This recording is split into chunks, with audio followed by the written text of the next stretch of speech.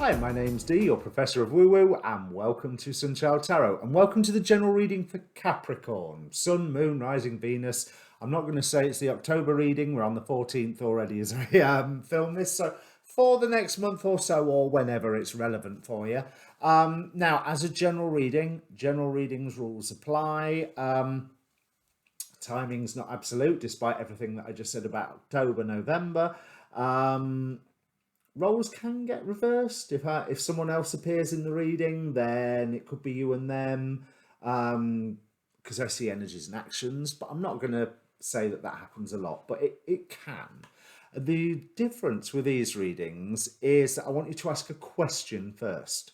So take a moment, pause if you need to, think about all of the questions that are around you, focus on one of them, it gives energy to the process.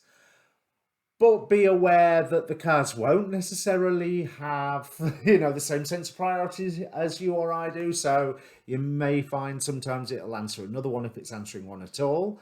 And the way you can tell if it is for you or not is there's a past and a present in this spread. So if the past and the present makes sense, it's for you, take the lot, think about it. If the past and the present don't fit, not for you, go and watch your sun, go and watch your rising. There's a link down there for your birth chart. So if you want to watch your Saturn, you can, but you'll need your date, time, place of birth. Go on to Astrology, that's my favourite, and get yourself a free birth chart.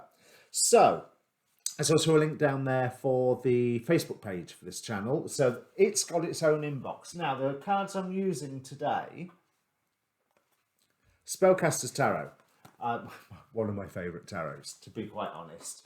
And what is now a pleasure to use is, do it so the light doesn't reflect off it, the Angel Tarot by Travis McHenry. I recently interviewed him, must be a couple of weeks ago now. The interview's up already, have a look. It's fascinating guy. And then finally, when I used to teach tarot, I used to say you could divine from anything as long as you've got some form of symbolic alphabet going on. So for my third deck for clarification cards, I'm actually using a 90s collectible card game called Heresy. You'll see why the cards are, they're designed for this sort of thing. I don't think it ever got that big, the Heresy card game, I'm not sure, but I know I was the only one for several miles that even liked it or knew about it. So that was when I was actually running a comic shop as well, and I was still the only person that cared. So I'm not saying that it was tremendously successful. Beautiful cards, perfect for this sort of thing. So now I have waffled enough. So if you want to contact me for personal reading, Facebook link below, or the Linktree link will get you to get in touch with me. Let's bring up your cards. So there's a really interesting message coming on here. So we start with 9 of Wands, 7 of Wands. There's this element of defensiveness, and at the moment I'm rather feeling with King of Cups, Hierophant, and Sloth. Actually, clarifying this is that you feel quite okay where you are at the moment. Thank you very much. I'm fine. I'm emotionally okay with where we are. I believe that I am adhering to my own traditions. I'm fine with that. And I'm in a good place friendship-wise, seems an important point. However, I do think there is an element of complacency going on here with this Sloth card. It's a sleeping lion. So it tells me not so much about laziness, but unrealized potential. And I do think that what's occurring at the moment is this being able to allow this potential to be unrealized is getting challenged. The way that you do things or the way that you feel about things is getting challenged severely. I think through the actions of another, but also there is some form of regulatory influence here.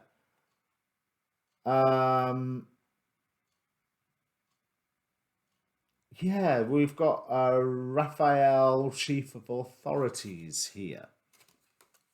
So there's definitely an outside influence that is changing something. For instance, if you're running a business and the legislation's just changed, that sort of outside influence, you can say that there is a distinct person behind that or a distinct group of people behind it. Doesn't actually change anything that you can do that. But you have been called to action because, let's be honest, the progress that you'd been making had a lot of value, but it was slow. It was something where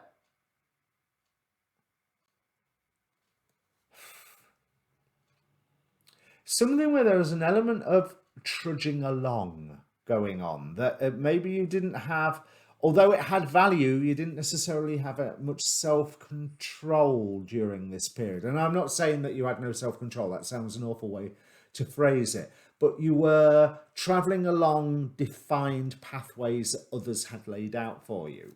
But again, that's echoed with that Hierophant card that you was okay with doing that. Thank you very much.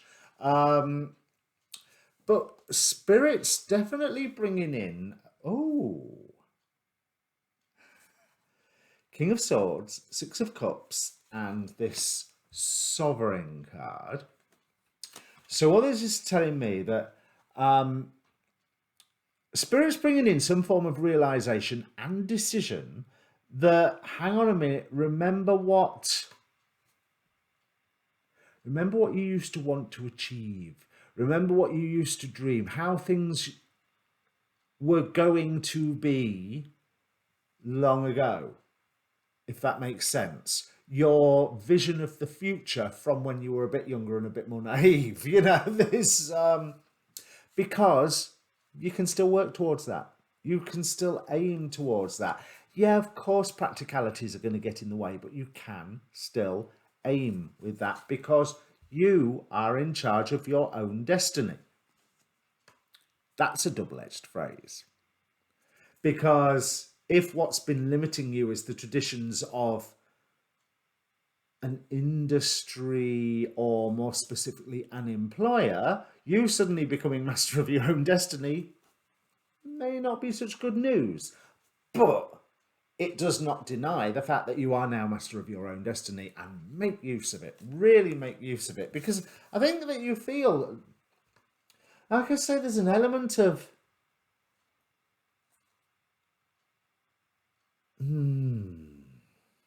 So, Five of Pentacles, Six of Wands, and Melchizedek.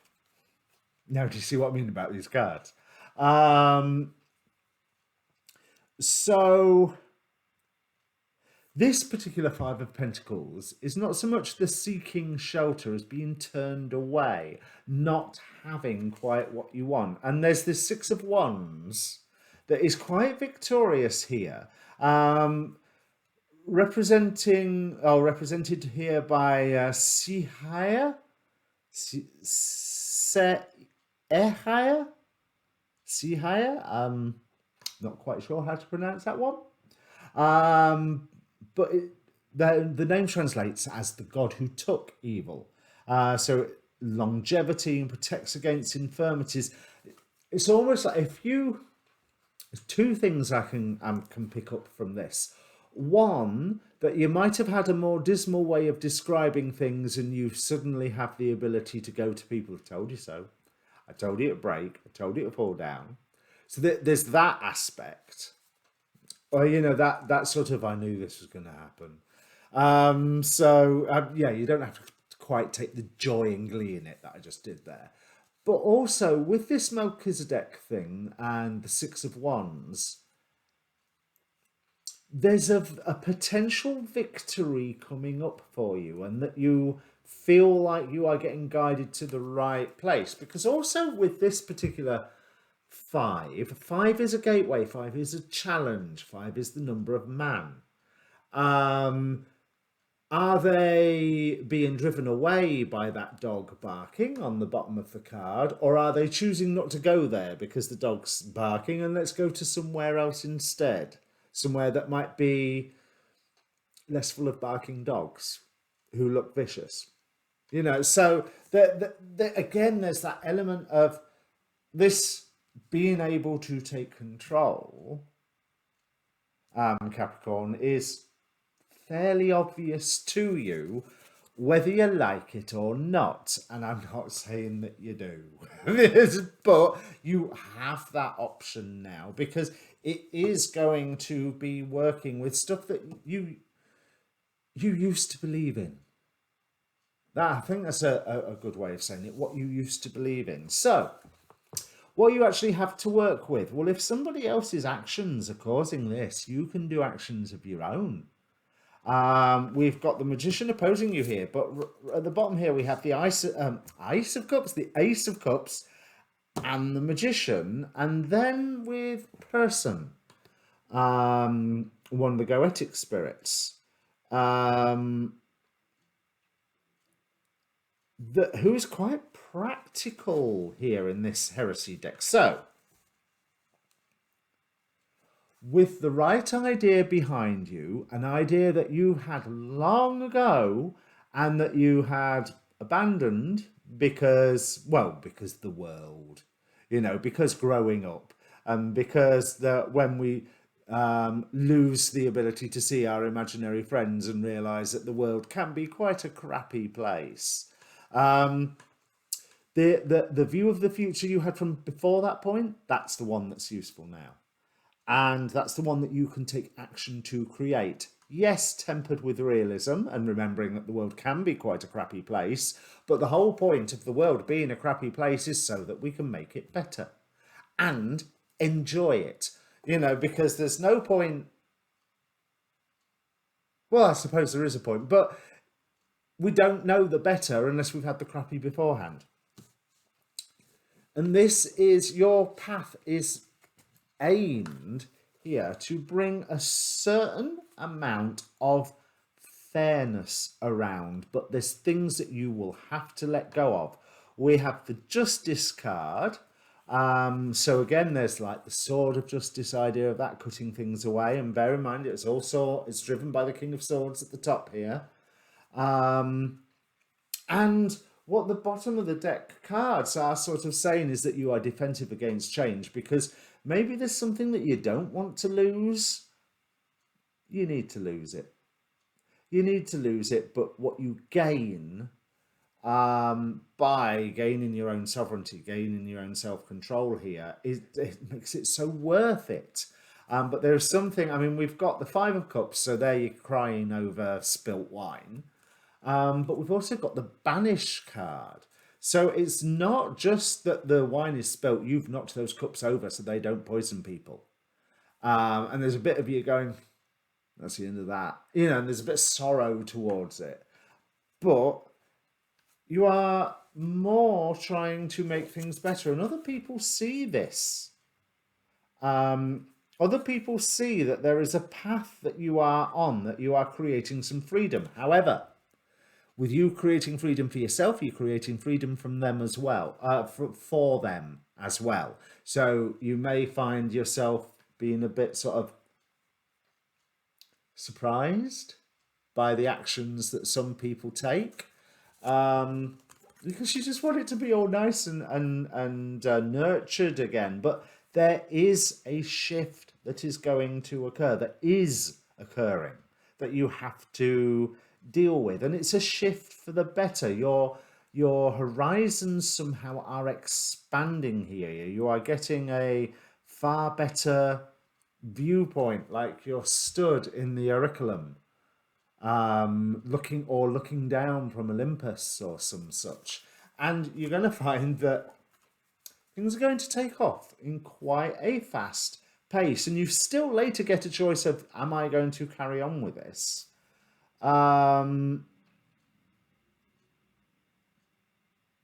There's more that you need to find out. So I'm getting a feeling, Knight of Swords, Two of Wands, Belphegor. I'm getting the distinct feeling that if you have an option to, there, I've set up the new status quo, let's just carry on with this, or, okay, I've helped set up this new status quo, let's keep trying to find out what we can. I think that the find out what we can aspect is the most important one, right? Let's have a look at the oracle cards, because yes, there's things you are driven to protect, but not everything at the moment is as it seems, and you have the opportunity to build something better. We have Golden Palace, there's your something better. We have the Moonlight. Not everything is quite as it seems, but it is coming around in its time. Whatever you were trying to hold on to, no, you've got to let it go. You have to let this go, whatever it is, because let's face it, it's already pretty much gone. There is something within that you want to protect, but you can protect that with your own sovereignty, and you are going to be guided. And what you are doing is creating a home for this sovereignty, whether that's just for you or whether that's for you and others. And let's face it, with the pile of cards here representing other people, they're quite loud, they're quite vocal, even if, the first card is Four of Cups, which in this particular deck is highly meditative and listening to the voice of God, for example. But no, I'm seeing the colours are screaming to me. The very fact that we are witnessing this holy person invoking the four elements is loud to me, and it's followed by Michael on the chariot. You don't get much louder than that. Perseverance, success in conflict, overcoming adversity. And with this Sona's card, like I say, that there's a freedom that you are managing to dole out, that you may be surprised what some people do with it. But you know what? That's okay, because that's them and not you. You are building something. Where's that shift card? There, here it is. You are building something here. And this is what the High Lady of Love and Compassion, this is the equivalent to the Magician card in the Wisdom of the Hidden Realms. It is, the Magician and the Sun, and it's Spirit basically saying you're on the right path with this. As long as you are prepared to give up these things that need giving up, then you're on the right path. You can build something fantastic. Matriarch, Mother of Homestead. And what you are trying to build is mainly based on the idea of some form of fairness, as we see with this Justice card as well. So, if that means anything to you, Capricorn, my God, that was quick. 16 minutes. Still, that's everything that I see there, so I've got no else to tell you. That's actually, I quite like that reading. But you're going to have to make some changes.